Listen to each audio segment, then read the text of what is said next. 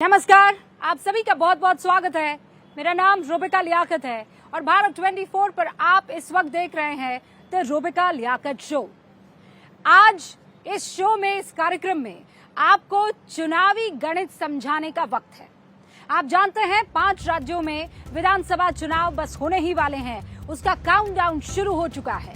वो 5 राज्य यानी राजस्थान, मध्य प्रदेश, छत्तीसगढ़, तेलंगाना और मिजोरम, ये वो 5 राज्य हैं जहां पर 2024 के लोकसभा चुनाव से पहले जनता वोट डालने वाली है। ये सत्ता का सेमीफाइनल कहलाने वाला है।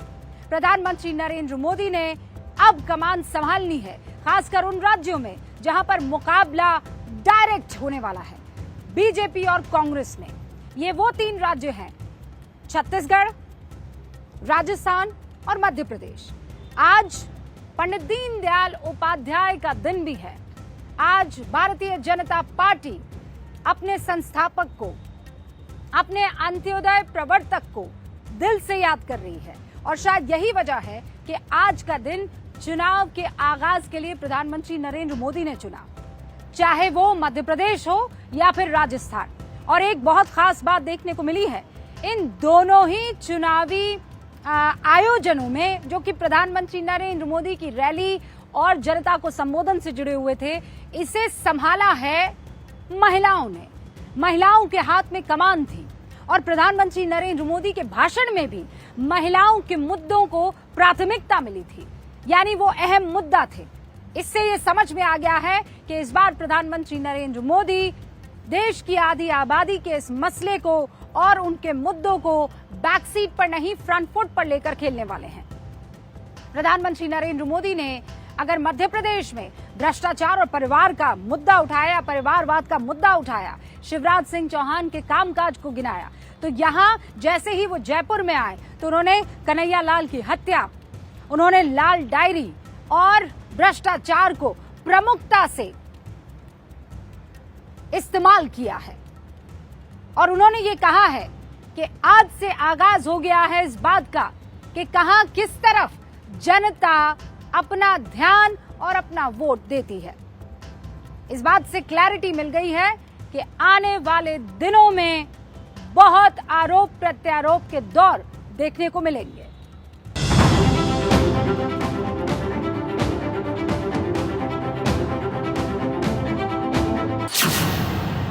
दो 2024 का सेमीफाइनल, बीजेपी का मिशन कमल, पीएम मोदी का करारा प्रहार, कांग्रेस पर ताबड़तोड़ वार। आचार संहिता लगने में कुछ ही दिनों का मौका बचा है, लेकिन मध्य प्रदेश में गूंज रहा ये गाना बता रहा है कि बीजेपी ने मध्य प्रदेश में विधानसभा चुनाव की थीम तैयार कर ली है। बीजेपी इस बार एमपी का चुनाव प्रधानमंत्री मोदी के कामकाज और उनके चेहरे पर लड़ने जा रही है।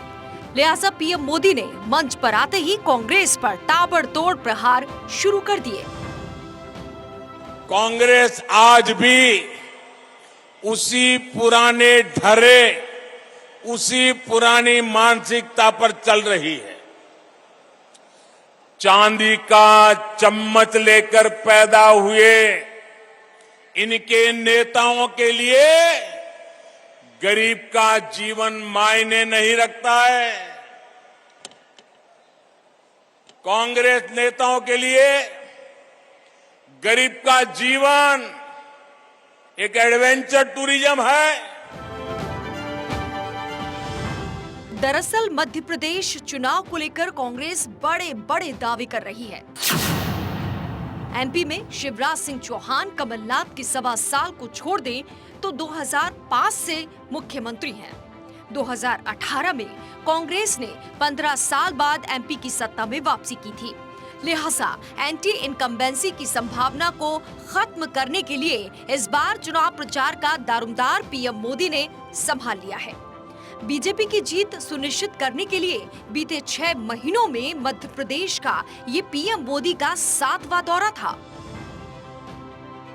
पीएम मोदी ने कांग्रेस सरकार की नाकामियों और भ्रष्टाचार का जिक्र करते हुए लोगों को सावधान किया।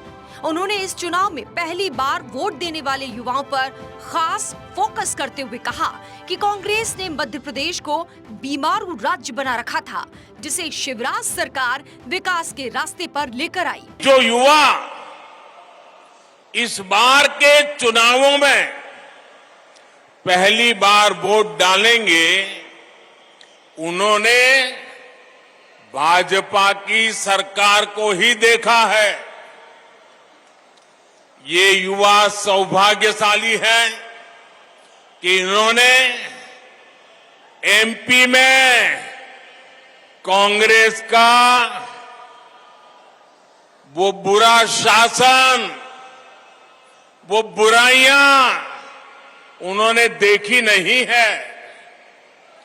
एमपी में कांग्रेस के शासन की पहचान थी कूनीति, कुशासन और करोड़ों का करप्शन। भोपाल में ऐतिहासिक कार्यकर्ता महाकुंभ में बीजेपी ने पूरे प्रदेश से करीब 10 लाख कार्यकर्ताओं को जुटाने का दावा किया है। लेकिन महिला आरक्षण बिल की कामयाबी को देखते हुए इस आयोजन की कमान पूरी तरह पार्टी की महिला नेताओं को सौंपी। प्रधानमंत्री मोदी ने इस महाकुंभ में महिला आरक्षण को लेकर कांग्रेस की मंशा पर करारा निशाना साधा। आज मैं मध्य प्रदेश सहित पूरे देश की बहनों को सावधान भी करना चाहता हूं। कांग्रेस और उसके नए नए घमंडिया गठबंधन ने मजबूरी में इस बिल का समर्थन बहुत खट्टे मन से किया है, बहुत बेमन से किया है। ये खट्टापन उनके बहानों में दिखाई देता है। और आप देखिए ये इनके गठबंधन में जितने लोग हैं, वही लोग हैं जिन्होंने 30 साल तक इस कानून को पारित नहीं होने दिया, पार्लियामेंट में हुड़दंग किया, बिल फाड़ दिए, स्पीकर पे हमले बोल दिए।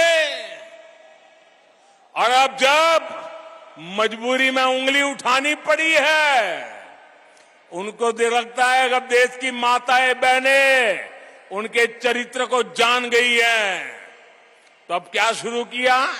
ये क्यों नहीं है, वो क्यों नहीं है, ऐसा क्यों है, वैसा क्यों नहीं। उनको नारी शक्ति वंदन अधिनियम का मजबूरी में समर्थन इसलिए करना पड़ा क्योंकि मेरी माताएं बहनें जग गई हैं। मेरी माताओं बहनों का हौसला बुलंद है। मेरी माताओं बहनों ने शक्ति का परिचय करवा दिया है और इसलिए ये माताओं बहनों से डरे हुए हैं, इसलिए नीची मुंडी करके हाउस में अनचाहे अनमन से उंगली तो दबा दी। पूरे एमपी से आए बीजेपी कार्यकर्ताओं के सामने पीएम मोदी ने मध्य प्रदेश के विकास का विजन भी बताया।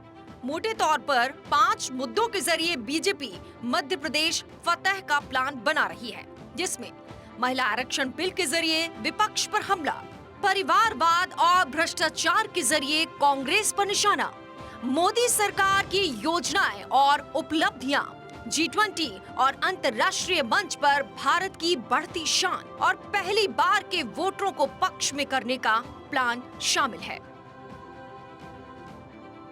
एमपी के बाद पीएम मोदी ने राजस्थान में मोर्चा संभाला और अशोक गहलोत सरकार पर चुन चुन कर हमले बोले।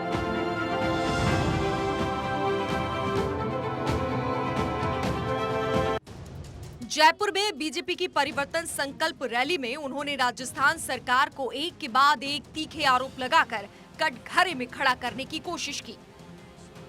राजस्थान में चुनावी श्री गणेश करने आए पीएम मोदी का ऐतिहासिक स्वागत किया गया। भोपाल की तरह जयपुर में भी रैली से पहले रोड शो हुआ, जिसमें बीजेपी का थीम सॉन्ग बजाया गया। इस आयोजन की कमान भी महिला नेताओं ने संभाली। तभी तो सब अपनी माता देश की जनता है। प्रधानमंत्री नरेंद्र मोदी ने दावा किया कि राजस्थान में जिस तरह से कांग्रेस ने सरकार चलाई है वो 0 नंबर की हकदार है, इसीलिए इस बार सत्ता परिवर्तन निश्चित है। यहां की कांग्रेस सरकार पेपर लीक माफिया को संरक्षण देती है। मैं आज राजस्थान के युवाओं को भरोसा देता हूं, राजस्थान में बीजेपी सरकार बनने के बाद इस पेपर लीक माफिया पर सख्त से सख्त कार्रवाई की जाएगी।